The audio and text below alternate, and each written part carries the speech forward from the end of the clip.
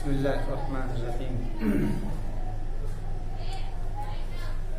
الحمد للہ نحمده ونصلی علی رسوله الکریم اما بعد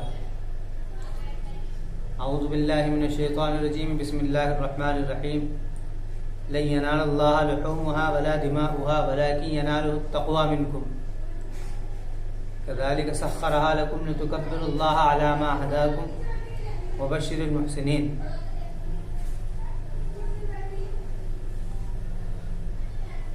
خواتین و حضرات،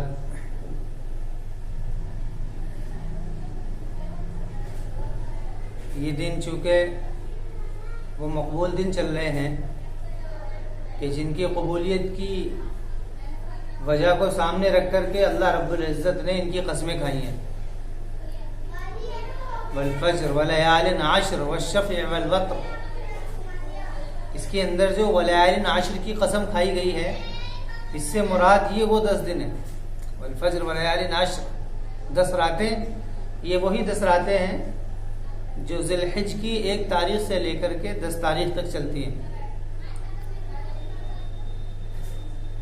تو یہ وہ مبارک دن ہیں کہ جن مبارک دن کے اندر اللہ رب العزت نے ان کی مبارکی کا اور ان کے تقدس کا اہتمام فرمایا ہے، اور اس تقدس کے احترام کے لیے اللہ رب العزت نے تاکہ تقدس کا اہتمام مستقل رہے، اس کے نن ہیں جو کہ رائج کی گئی ہیں. اور ان سنتوں کا رواج اس لیے پڑا ہے تاکہ انسانوں کے اندر جذبات قائم رہیں. عام طور سے یہ اشکالات بار بار کیے جاتے ہیں کہ عید کے دنوں میں اتنی قربانیاں ہوتی ہیں، اتنے خون جانوروں کو ذبح کیا جاتا ہے، اور جانوروں کو ذبح کر کے کتنے جانور ہیں جیسے ذبح کر دیے جاتے ہیں. حالانکہ اگر اس میں ایسا ہو جائے کہ اس قربانی کو کچھ وقت کے لیے لوگوں پر بانٹ دیا جائے کہ ایک علاقہ آج قربانی کر لے، بعد والا دوسرے بعد میں کر لے، تو اس سے یہ ہوگا کہ جو گوشت ہے وہ بھی صحیح تقسیم ہو جائے گا، اور اس کے علاوہ قربانی جو ہے یہ زیادہ ہو جائیں گی. دیکھیے، ایک بات سمجھنے کی یہ ہے، اور اس کے ساتھ میں ایک سوال اور یہ ہوتا ہے کہ کیا قربانی کے علاوہ تو اس سے اچھا بہتر یہ ہے کہ قربانی نہ کر کر کے بہت سارے ایسے غربا ہیں، یتیم ہیں، مساکین ہیں جو گھروں کے اندر رہ رہے ہیں کہ جن کو کھانے کو بھی میسر نہیں ہے، چاہے جائے کہ ان کو گوشت کھلایا جائے، بلکہ ان کے اوپر کچھ رقم صدقہ کر دی جائے اور رقم اس کے اوپر خرچ کر دی جائے، یہ زیادہ اچھا ہے. دیکھیے، اس میں سمجھنے کی بات یہ ہے، اصل میں انسان جو ہے وہ ایک حساب و کتاب کی چیز نہیں ہے، بلکہ انسان ایک عقلی شعور رکھتا ہے، ایک جذباتی شعور رکھتا ہے. کچھ جذبات اور کچھ اس کے اندر احساسات ہیں جس کو وہ چاہتا ہے. ان جذبات کے اظہار کے لیے وہ چاہتا ہے کہ تاکہ جذبات کا اظہار ہو، تو جذبات کا اظہار ہو. میں نے پچھلے ہفتے بھی یہ بات عرض کی تھی، چونکہ یہ قربانی جو ہے یہ حساب و کتاب کا اظہار نہیں ہے، بلکہ یہ جذبات کا اظہار ہے. انسان ایک جذباتی کیفیت لیے ہوئے ہے. وہ یہ چاہتا ہے کہ اگر اللہ تعالیٰ مجھ سے مانگے میری جان تو میں جان بھی پیش کروں. تو قربانی کا مقصد صرف گوشت تقسیم کرنا نہیں ہے، بلکہ میں عرض کر رہا ہوں کہ قربانی کے اندر تو گوشت زیر بحث ہے ہی نہیں. یہ بات پچھلے ہفتے بھی عرض کی تھی کہ قربانی کے اندر نہ تو مال زیر بحث ہے اور نہ ہی گوشت زیر بحث ہے، بلکہ قربانی کے اندر تو جانور کو قربان کرنے کے بعد میں اس جذبات کا اظہار مقصد ہے، اور اس جذبات کا شعور مقصد ہے کہ بندے سے اگر اللہ تعالیٰ یہ چاہے کہ وہ اپنی جان دے تو وہ جان کو بھی قربان کر دے. اس بات کے احساسات کو جگانے کے لیے اور ان جذبات کو عام کرنے کے لیے اس قربانی کی سنت کو رائج کیا گیا ہے. آپ اگر دیکھیں گے قربانی کو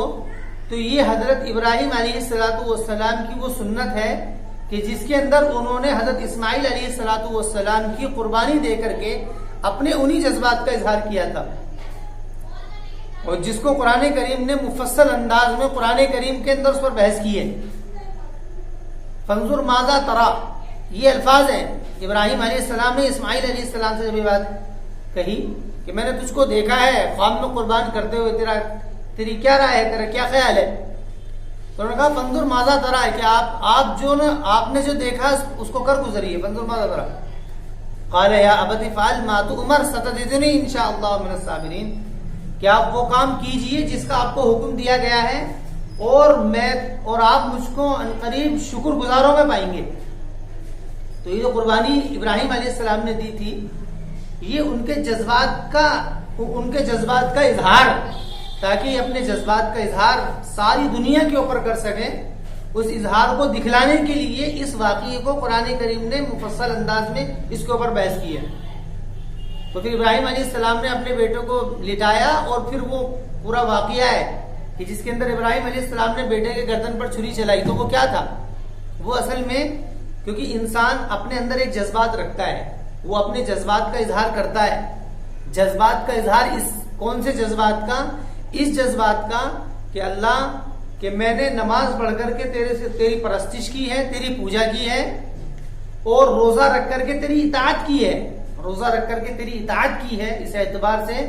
کہ بھوک اور پیاس میں اگر تو یہ چاہے کہ میں اپنے احساسات کو مار کے اور اپنی خواہشات کو مار دوں، اور اس سے تو یہ چاہتا ہے، تو اس کے لیے بھی میں تیار ہوں۔ اس کے لیے پھر روزہ رکھا جاتا ہے، جس میں صبح سے لے کے شام تک کھانے پینے سے رکا جاتا ہے۔ تو اسی طریقے سے یہ جو ہے قربانی، یہ نظر کی تمثیل ہے اور اپنے جذبات کا اظہار ہے کہ اللہ، کہ اگر تو یہ چاہے کہ میں اپنی جان کو قربان کر دوں، تو جیسے میں نے یہ جانور، کیونکہ جانور کے اندر بھی ایک روح ہوتی ہے اور اس کے اندر بھی شعور ہوتا ہے، وہ بھی کچھ احساسات اپنے اندر رکھتا ہے اور کچھ اچھے برے کی تمیز وہ بھی رکھتا ہے، اور چونکہ وہ انسان سے، اللہ تعالیٰ کی دوسری مخلوق سے زیادہ متعلق انسان سے ہے، کیونکہ اس کے اندر بھی جان ہے، اس کے اندر بھی ایک جان ہے، تو وہ جانور کو قربان کر کے اس بات کا احساس اور اس بات کا جذبات کا اظہار کرتا ہے کہ اگر تو یہ چاہے کہ میں اپنی جان بھی تیرے راستے میں دے دوں اور تیرے لیے دے دوں میں جان اپنی، تو یہ مجھ کو منظور ہے اور اس کے لیے میں ہر طریقے سے تیار ہوں۔ تو غریبوں کے اوپر خرچ کرنا اور غریبوں کے اوپر ان کی مدد کرنا، تعاون کرنا، یہ الگ موضوع ہے، اور قربانی کر کے اپنے جذبات کو ظاہر کرنا، یہ بالکل ایک الگ موضوع ہے۔ آپ دیکھیے کہ لوگ اپنے جذبات کے اظہار کے لیے کتنی رقم خرچ کرتے ہیں۔ شادیوں کے موقع پر آپ دیکھیں گے کہ کتنی رقم خرچ ہوتی ہے، بلکہ کچھ جذبات کا اظہار جو ہوتا ہے وہ قومی اعتبار سے ہوتا ہے، کچھ جذبات کا اظہار ملکی اعتبار سے ہوتا ہے، کچھ جذباتوں کا اظہار اور دوسری بنیادوں پر ہوتا ہے،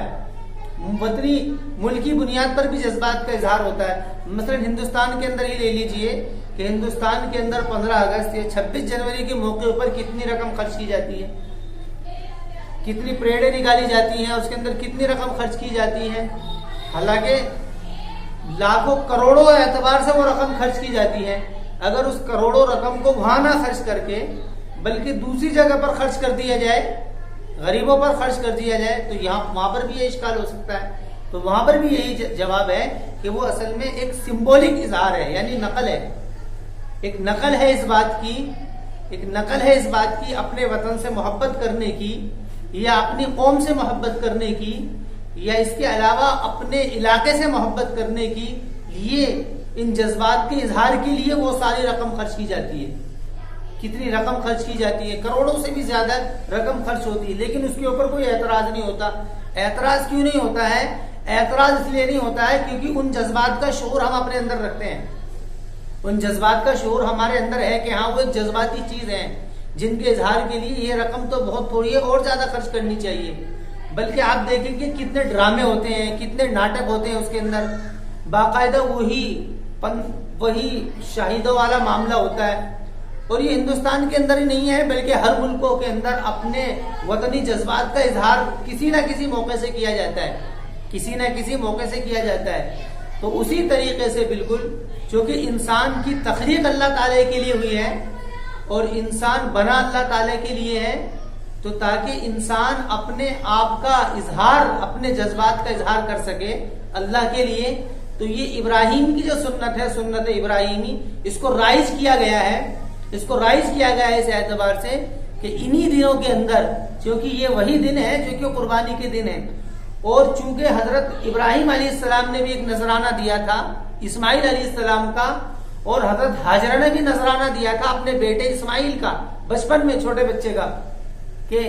سب چیزوں کو چھوڑ کر کے وہاں جنگل کے اندر اکیلی رک گئی تھی، وہ ایک نذرانہ تھا۔ اور ابراہیم علیہ السلام کی جو ملاقات جو شیطان سے ہوئی ہے، اور اس درمیان جو انہوں نے اپنے بیٹے کے جان کی نذرانہ پیش کرنے کے لیے، کہ جب شیطان نے ان کو روکا تو کنکری مار کر کے شیطان کو بھگایا تھا، تو وہ کیونکہ اصل میں عرض کر رہا ہوں، بلکہ قربانی کے علاوہ کوئی ایسی چیز ہے ہی نہیں اسلام کے اندر، قربانی کے علاوہ کوئی ایسی چیز نہیں ہے کہ جس سے جذبات کا اظہار انتہائی درجے میں ہو سکے۔ سب سے زیادہ انتہائی درجے میں جو جذبات کا اظہار ہوتا ہے جان کے نذرانے کا، وہ قربانی کے ذریعے سے ہی ہوتا ہے، قربانی کے ذریعے سے ہی ہوتا ہے۔ تو اس لیے یہ بات بہت دھیان سے سمجھ لینے کی ہے کہ قربانی کے اندر گوشت کا کھانا یہ تو اس لیے ہے کہ بھئی اب قربان کر دیا ہے تو اس کو گوشت کا کیا ہوگا، ورنہ اس سے کوئی بحث نہیں ہے، اس سے کوئی بحث نہیں ہے کہ گوشت کھایا جائے یا تقسیم کر دیا جائے، اس سے کوئی بحث نہیں ہے، بلکہ بحث اس سے ہے کہ ہاں اس دن جان کی قربانی دی جائے، ایک جانور کی قربانی دی جائے، اور یہ شعور اپنے اندر احساس پیدا کیا جائے کہ یہ جانور گویا کہ میں ہوں، یہ گویا کہ جانور میں ہوں۔ تو میں نے عرض کیا کہ یہ اصل میں اپنی جذبات کا اظہار ہے، یہ اپنے جذبات کا اظہار ہے، اور جو لوگ اس کے اوپر سوال کرتے ہیں وہ اصل میں اس اپنے جذبات کے اظہار کا ان کو اس جذبات کا شعور نہیں ہے، اس لیے وہ سوال کرتے ہیں کہ بھی قربانی کیوں کی جائے، اس کے علاوہ صدقہ ہی کر دیا جائے، اس سے غریبوں کی مدد ہوگی۔ حالانکہ یہ جو ہے مدد کرنے کا راستہ نہیں ہے قربانی، یہ تو صرف اپنے جذبات کا اظہار ہے کہ اپنے جذبات کا اظہار کیا جائے قربانی کر کے، کہ جیسے اس کا خون بہا ہے، جیسے اس کی جان نکلی ہے، گویا کہ وہ اللہ کے سامنے اس بات کو قائم کر رہا ہے کہ اگر تو ہم کو حکم دے کہ ہم اپنی جان کو دے دیں، یا تیرے حکم اگر ہم پر آئے تو ہم اپنی جان کو بھی اسی طریقے سے دے دیں گے۔ بلکہ وہ ایک شعر ہے اس موقع پر کہ جان تو دے دی ہوئی اسی کی تھی، حق تو یہ تھا کہ حق ادا نہ ہو سکا، وہ ایک شعر ہے علامہ اقبال کا کہ جان تو دے دی ہوئی اس کی تھی، حق تو یہ تھا کہ حق ادا نہ ہو سکے، کیونکہ جان اللہ تعالیٰ کی دی ہوئی ہے، کہ کیونکہ انسان نے اپنی اطاعت کا اظہار روزے سے کیا ہے، پرستش کا اظہار نماز سے کیا ہے،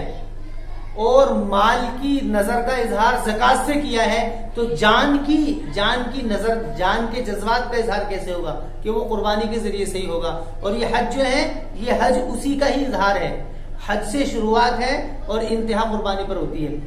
تو اس لیے اس کو اظہار کے لیے امت مسلمہ کے اندر اس سنت کو رائج کیا گیا ہے، اور اس کے اندر یہ بات، یہ ایام النحر، جس کو نہر کا دن کہا جاتا ہے، یعنی قربانی کا دن، یعنی کہ عید کا جو عین دن ہے، جو 10ویں تاریخ 10 ذی الحجہ ہوتی ہے، کہ اس موقع کے اندر کہ لوگ اپنی قربانی کرتے ہیں، اور قربانی کرنے کے بعد میں پھر ان جذبات کا اظہار ہوتا ہے، اور اس کے اندر پھر وہ دعا ہے جو رسول اکرم علیہ السلام نے پڑھی ہے کہ ان صلاتی و نسکی و محیایا و مماتی للہ رب العالمین، اس دعا کے اندر بھی اسی جذبات کا اظہار ہے کہ بے شک میری نماز، اصل میں بات یہ ہے، اب جو ہے لوگوں کے ذہنوں سے یہ بات بالکل ختم ہو چکی ہے کہ ہاں یہ ہم اپنی جان کا نذرانہ پیش کر رہے ہیں، یہ بات بالکل ذہن سے ختم ہو چکی ہے۔ لوگوں کے ذہنوں میں یہ بات آئی ہے کہ ہاں یہ قربانی کرنی چاہیے، اللہ نے کہا ہے، اور اس کے بعد میں گوشت کھانا چاہیے، یہ ایک بات لوگوں کے ذہن میں چلی ہے، حالانکہ اس کے اندر گوشت سرے سے ہی زیر بحث نہیں ہے، بس اس کے اندر تو قربان کرنا ہے۔ اس لیے جو شخص اپنے جانور کو قربان کر دے اور قربان کرنے کے بعد میں اس کا گوشت سارا کا سارا تقسیم کر دے، خود نہ کھائے، تو وہ بھی بہترین قربانی کرنے والوں میں شمار ہوگا، وہ بھی بہترین قربانی کرنے والوں میں شمار ہوگا، جس طریقے سے وہ قربانی کرنے والوں میں شمار ہے کہ جو کہ اپنے جانور کی قربانی کر کے خود گوشت کھائے، وہ دونوں بہترین قربانی کرنے والوں میں شمار ہوں گے۔ اس کو قرآن کریم نے اس طریقے سے واضح کیا ہے، لَن يَنَالَ اللَّهَ لُحُومُهَا وَلَا دِمَاؤُهَا وَلَكِن يَنَالُهُ التَّقْوَى مِنكُمْ، کہ ہمیں تمہارا گوشت نہیں چاہیے، کیوں کہ تاکہ لوگوں کا یہ خیال نہ ہو کہ یہ قربانی اس لیے کی جا رہی ہے تاکہ گوشت اللہ کو دیا جائے۔ فرمایا لن ینال اللہ لحومها، کہ اللہ تعالیٰ کو نہ تو تمہارا خون پہنچتا ہے نہ ہی گوشت پہنچتا ہے، تمہارے جانوروں کا نہ گوشت پہنچتا ہے، ولا دماؤها، اور نہ ہی ان کا خون پہنچتا ہے، ولکن ینالہ التقوی منکم، لیکن اللہ تعالیٰ کے پاس میں تمہارے ان جذبات کا اظہار پہنچتا ہے جو جذبات تم نے جانور کو قربان کر کر کے پیش کیے ہیں۔ ولکن ینالہ التقوی، تقوی کیونکہ تقوی اعلیٰ درجہ رکھتا ہے، عبادات کے اندر تقوی اعلیٰ درجہ رکھتا ہے، تو یہاں پر مطلب یہ ہوگا ولکن ینالہ التقوی منکم، لیکن تمہارے وہ جذبات جو تم نے جانور کی قربانی کر کر کے پیش کیے ہیں کہ ہم بھی اس طریقے سے قربان ہونے کے لیے تیار ہیں، تو وہ اللہ تعالیٰ کے پاس پہنچتا ہے۔ یعنی اللہ تعالیٰ یہ دیکھتا ہے کہ تمہارے اندر کتنے وہ جذبات ہیں۔ اس لیے میں نے پچھلے ہفتے بھی عرض کیا تھا کہ قربانی کے جانور کے اندر جانور کا اچھا یا برا ہونا سرے سے زیر بحث ہی نہیں۔ ایسا نہیں ہے کہ جس کا جانور جتنا زیادہ مہنگا ہوگا اس کو اتنا زیادہ اجر ملے گا، نہیں، ایسا نہیں ہے۔ اصل میں یہ تو تکلیفات کے محسوس کرنے کا وقت ہے کہ وہ تکلیف محسوس کرنے کی چیز ہے یہ، اور جس طریقے سے اور تکلیفات کا احساس وہ جان کے ساتھ میں ہوتا ہے کہ جان جس کے اندر ہوگی اس کو تکلیف محسوس ہوگی۔ تو ولکن ینالہ التقوی منکم سے مراد یہی ہے کہ اللہ تعالیٰ تمہارے ان جذبات کے ظہور، تمہارے ان جذبات کا اظہار دیکھتا ہے کہ تمہارے اندر وہ جذبات کتنے ہیں جو تم نے دیے ہیں۔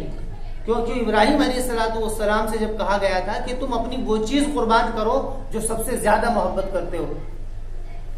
تو ابراہیم علیہ السلام کو اپنی جان سے بھی زیادہ اپنے بیٹے اسماعیل علیہ السلام محبوب تھے،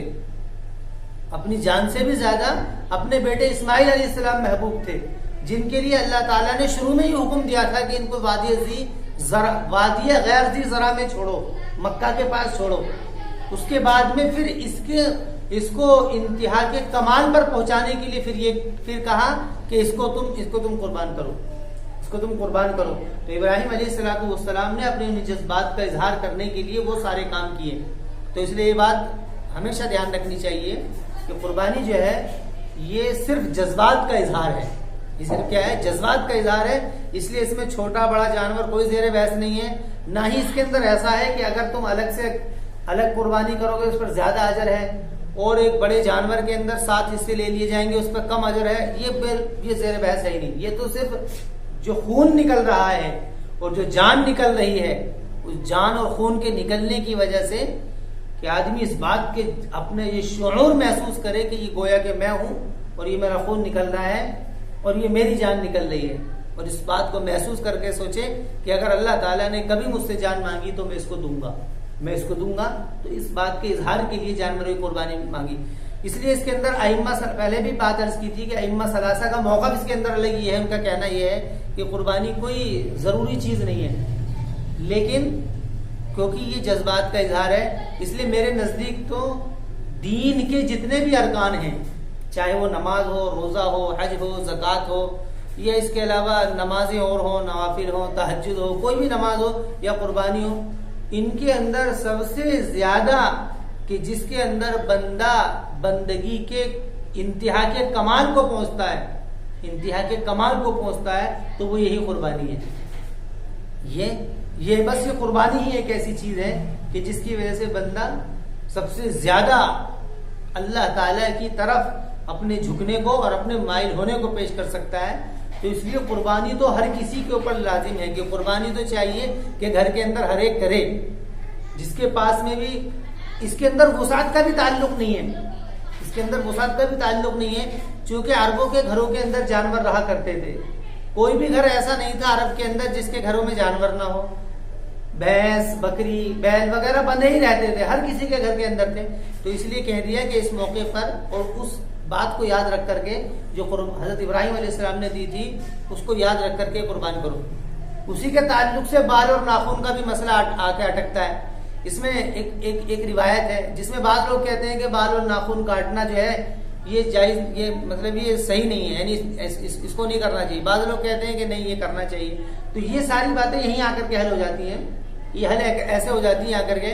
چونکہ جب کسی کی نذرانہ پیش کیا جاتا تھا تو نذرانہ پیش کرنے کے لیے بال اور ناخن کو، یہ قدیم قبائل کے اندر بھی یہ روایت تھی کہ اپنے بال اور ناخن کو روک لیا جاتا تھا، اور جس دن نذرانہ پیش کیا جاتا تھا تو اس دن اپنے بال اور ناخن کو کاٹ دیا جاتا تھا۔ تو اسی موقع سے رسول اکرم علیہ السلام نے بات فرمائی ہے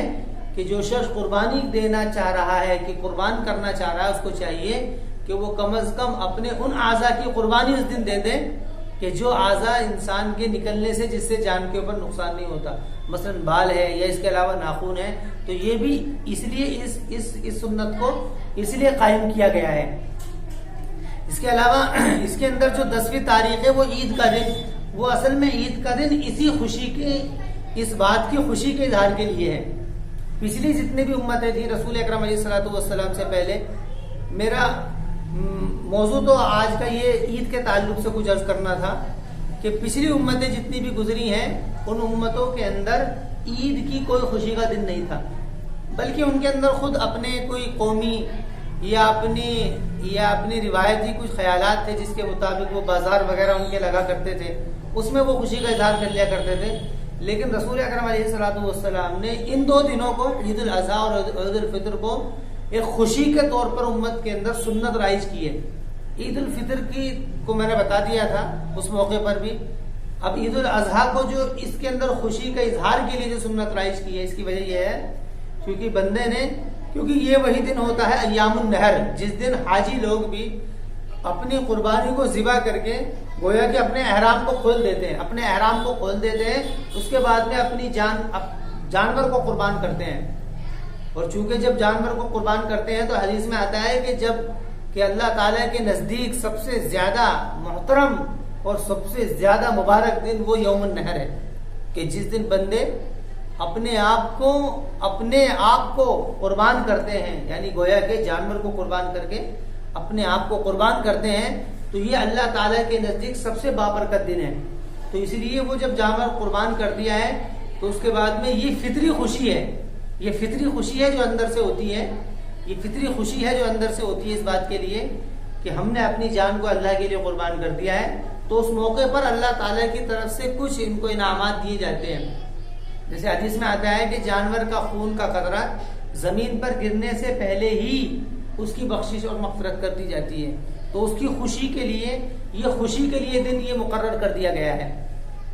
اور اسی کے اندر وہ مسئلہ جو تکبیر تشریق کا ہے،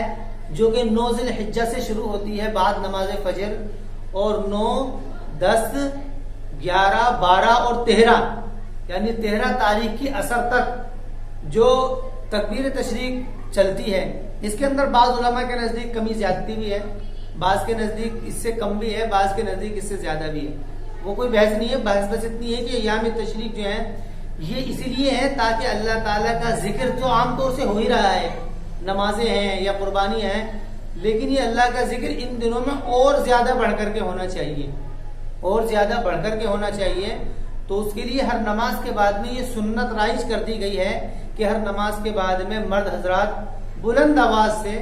کہ جتنی آواز تک کوئی بڑا اس کا سن لے، اتنی آواز میں وہ تشریق پڑھی جائے، تکبیر تشریق،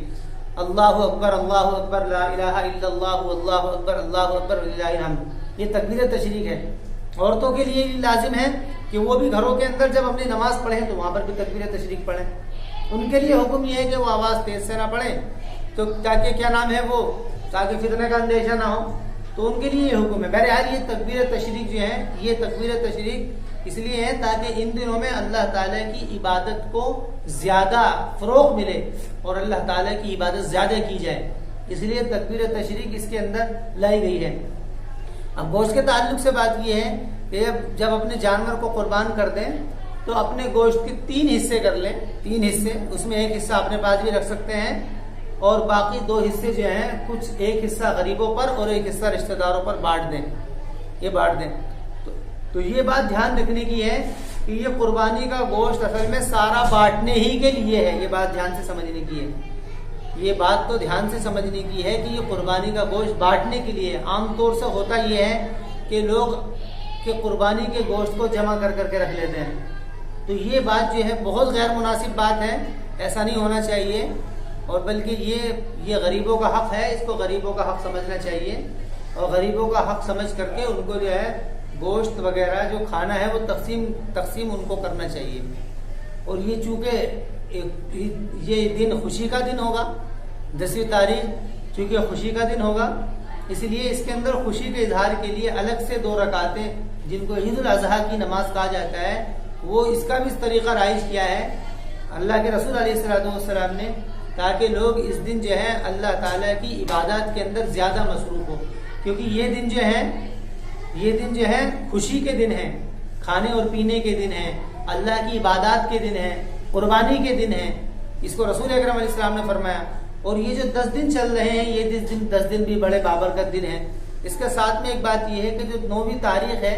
یعنی عید سے پہلے کا ایک دن جو ہوتا ہے 9ویں تاریخ، جس کو عرفے کا دن کہا جاتا ہے، جو منگل کے روز ہوگی، 9 تاریخ عرفے کا دن جو ہے، یہ عرفے کا دن بھی بڑا بابرکت دن ہے. اس کا ایک دن کا روزہ، جس کے بارے میں رسول اکرم علیہ السلام نے فرمایا کہ اس کا ایک دن کا روزہ جو ہوتا ہے اس کا اجر سالوں کے حساب سے ملتا ہے. یہ بڑا بابرکت دن ہے 9ویں تاریخ کا جو روزہ ہو. اس لیے یہ 9ویں تاریخ کا روزہ اس لیے چاہیے کہ جو لوگ حج پر نہیں ہیں، جو مقام پر ہیں، ان کو چاہیے کہ وہ اس دن کے روزے کا اہتمام کریں اور اہتمام کرنے کی پوری کوشش کریں. اور اس کے اندر خوب اذکار، اللہ تعالیٰ سے دعائیں کی جائیں اور خوب اللہ تعالیٰ سے معافی مانگی جائے. اور کیونکہ یہ دن قربانی کے اور خوشی کے اور اللہ کی عبادت کے دن ہیں. وآخر دعوانا الحمدللہ رب العالمین.